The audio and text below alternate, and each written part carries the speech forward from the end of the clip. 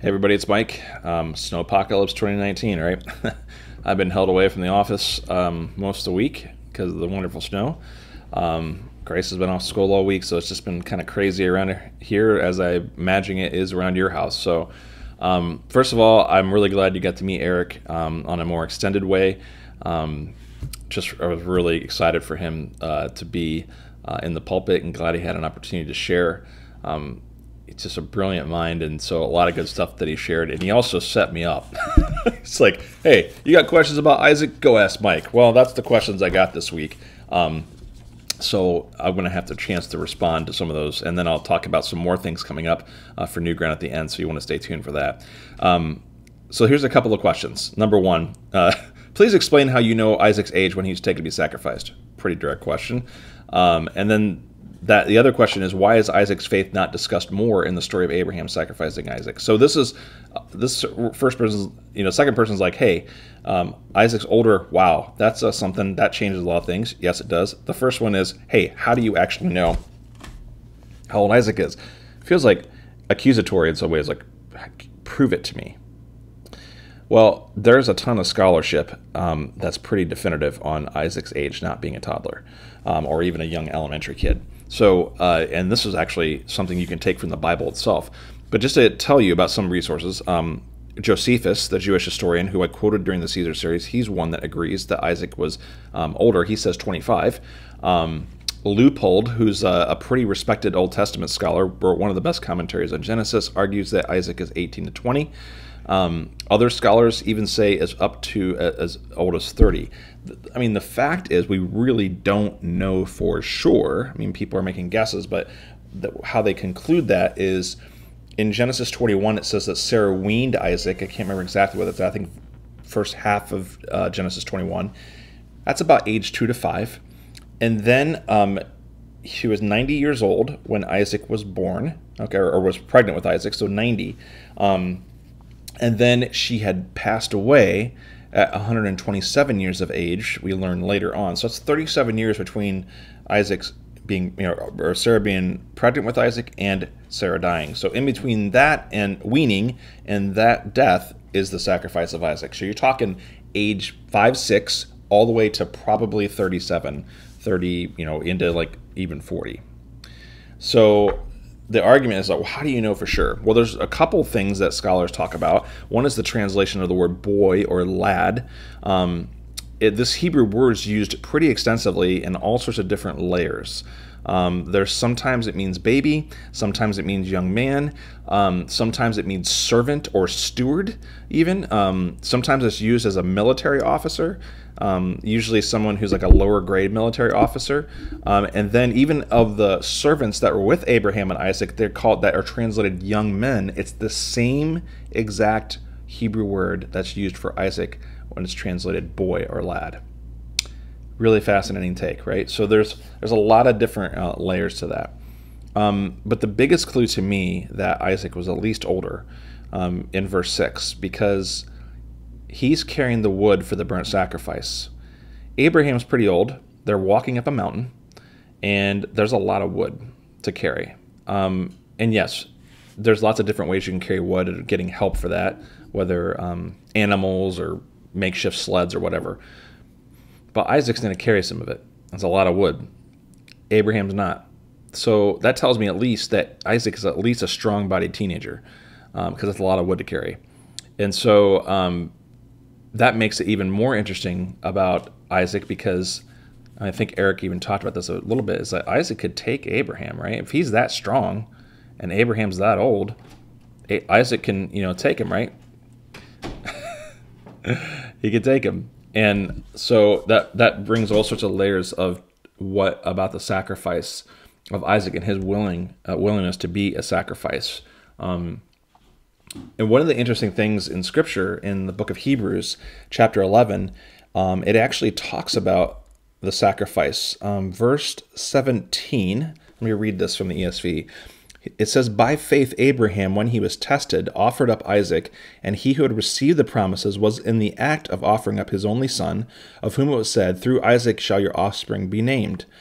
He considered, and this is a really critical part here, he considered that God was able even to raise him from the dead, from which, figuratively speaking, he did receive him back. So the writer of Hebrews is agreeing with a long-standing tradition that Abraham believed that God would raise Isaac from the dead even if he went through with it.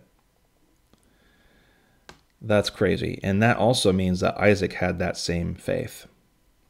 So it's because they trusted enough in God's promise, because the only way it's going to happen, Isaac's the only vehicle for God's covenant blessing to continue. And we've talked about this ad nauseum, that God never backs down from his promises. He's going to follow them through. Abraham just says, well, if God's telling me to do this, then this is what's going to happen. And there's a whole realm of talking about Abraham's testing in Jewish literature, and we didn't really talk about that extensively in this series.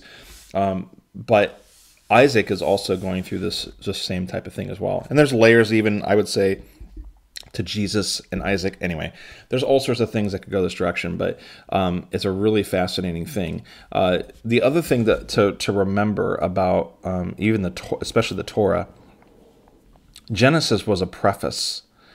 It's like Genesis was written as a prequel to the rest of the Torah. So Exodus is the main part of the story, and Genesis was written on the preface. It was written, way after all this stuff had already happened. I mean, this is all the Torah. It's hundreds and hundreds of years of Jewish oral tradition finally being written down and the constructing of the Torah. So Genesis was it's like Star Wars episode 1, 2, and 3, except Genesis is a lot better. But anyway, but it's kind of like that, right? We had episode 4, 5, and 6, the original Star Wars, then they wrote the prequel. But the main, you have to, when you watch it, you don't watch from the beginning at episode 1. You got to start with episode 4, 5, 6, then go back to 1, 2, 3, then go to the new 7, 8, and eventually 9, right? That's how the Torah is written too. So it's interesting that way. And even with the Bible in general, if you do enough research, first of all, you got to remember the Bible is not in chronological order.